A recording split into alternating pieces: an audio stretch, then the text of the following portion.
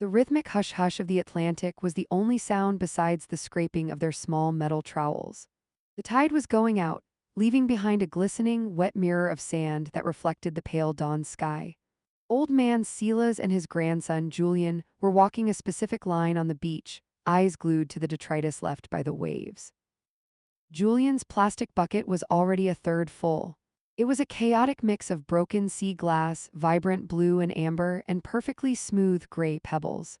Silas, however, carried a sturdy linen bag that hung mostly limp against his hip. "You're going to be here all day if you keep passing everything up, Grandpa," Julian said, his voice straining slightly with the effort of carrying his heavy prize. He pointed with his trowel. "Look at that piece of driftwood over there. It's shaped like a breaching whale. That's $100 sculpture waiting to happen." Silas didn't even glance at the driftwood. He was focused on a cluster of broken shells near a tide pool. "The ocean gives us leftovers, Julian. Everyone sees the breaching whale. They take it, varnish it, and put it on a shelf.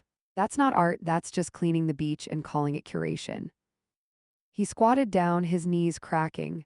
Julian watched, slightly impatient, as Silas gently brushed sand off a tiny, seemingly insignificant piece of black stone. It wasn't smooth. It was jagged, matte, and looked almost scorched.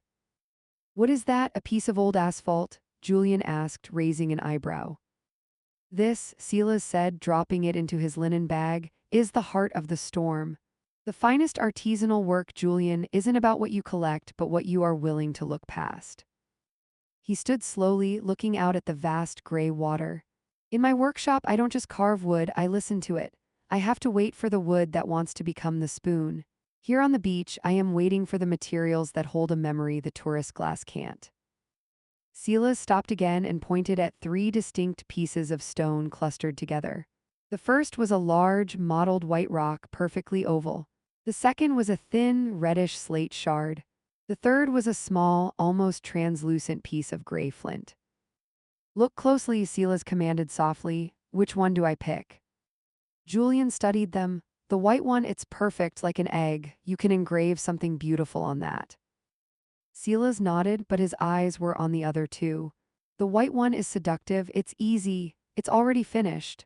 If I take that, I am adding nothing to the world but my own signature. It tells no story other than that it was found. It is the life of least resistance." "So the red one," Julian guessed, "it's a cool color." "It is," Silas agreed. "But it is brittle, it looks strong, but if I try to shape it, it will shatter. It is the material of stubbornness, not strength."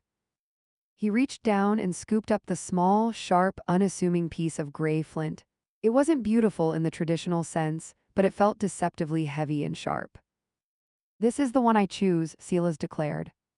"Why, it's just a rock," Julian sighed. "This flint was formed millions of years ago, compressed and hardened.